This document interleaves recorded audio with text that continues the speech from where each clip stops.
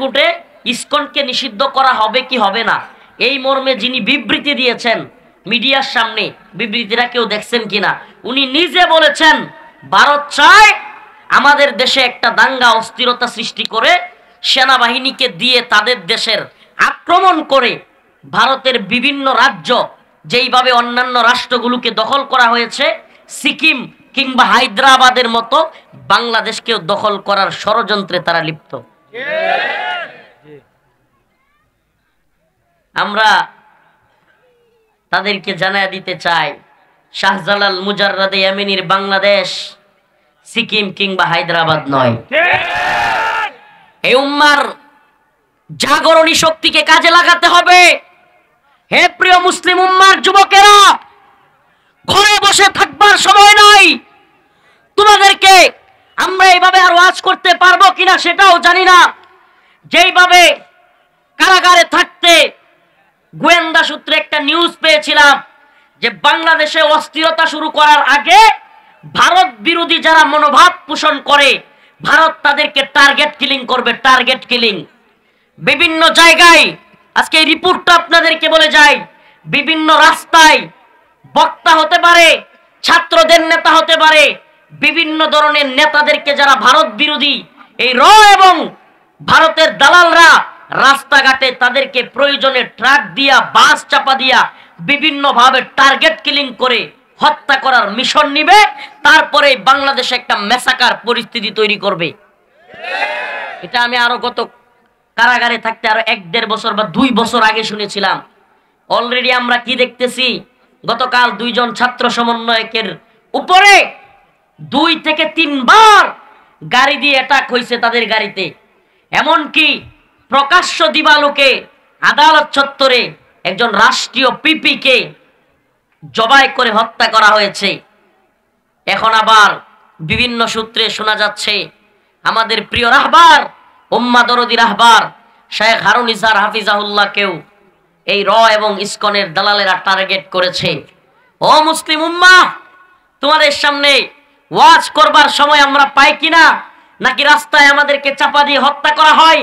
এদেশেই রয়ের যেই পরিমাণে দালাল কিংবা এজেন্ট রয়েছে এরা আমাদেরকে শহীদ করে দেয় কিনা আমরা জানি না, কিন্তু তোমাদেরকে বলে যাই, গতকালকে টাঙ্গাইলে যেটা বলেছি আজকে মুক্তাগাছায় বলে যাই, সময় পাই কিনা জানি না, তবে সবাইকে বলি সব জায়গা থেকে মুসলিম উম্মার যুবকদেরকে ঐক্যবদ্ধ হতে হবে।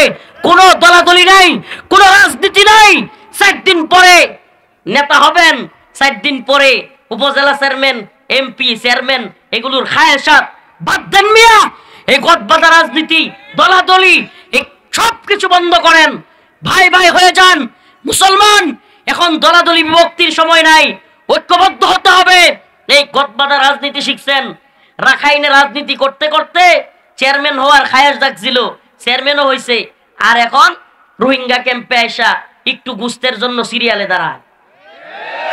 অবস্থা এত পরিণত হয়েছে, এত ভয়াবহ হয়েছে, মানুষকে জবাই করা হয়েছে, পুরানো হয়েছে, গাছের সাথে জুলাইয়া বাই দেয়া, পিছন রাস্তা দিয়া শিখ দিয়া মুখ দিয়া বের করা হয়েছে।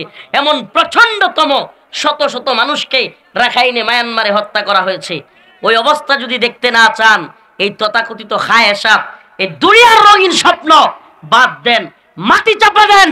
আল্লাহর জন্য, দ্বীনের জন্য শাহাদাতের তামান্না নিয়া ময়দানে ঝাঁপায়া পড়ার জন্য প্রস্তুত হন।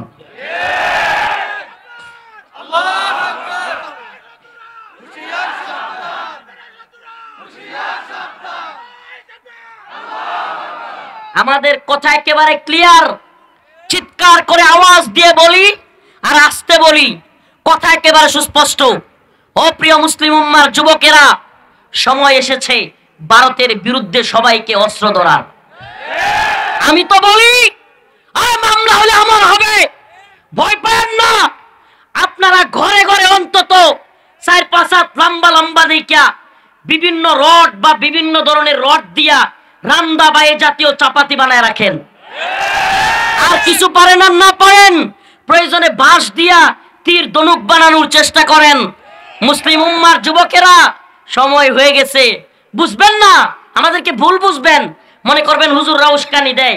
আরে ভাই, যখন সেনাবাহিনীর উপর অ্যাটাক হবে, বিজিবির উপর অ্যাটাক হবে, শত শত হাজার হাজার যুবকের প্রয়োজন হবে, তখন দেখা যাবে আমাদের যুবকরা রেডি না। আমাদের যুবকদের অবস্থা কি কি করবে?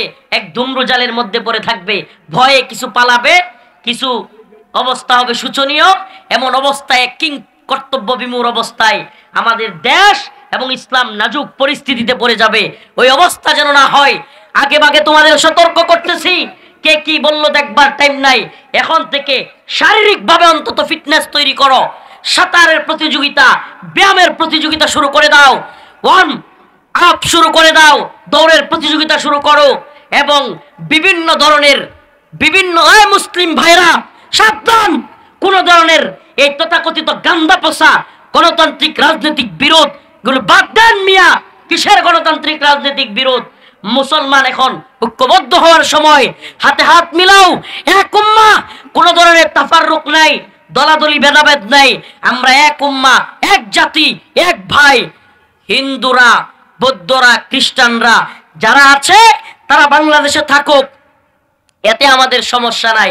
এদেরকে আমরা বলি না আগামীকালকে আপনারা গিয়ে হিন্দুদের মন্দিরে, বৌদ্ধদের গির্জা প্রেগোডে আক্রমণ করেন, এটা আমাদের চাওয়াও নয়। কিন্তু যেইভাবে ভারত, আপনারা শুনছেন কিনা,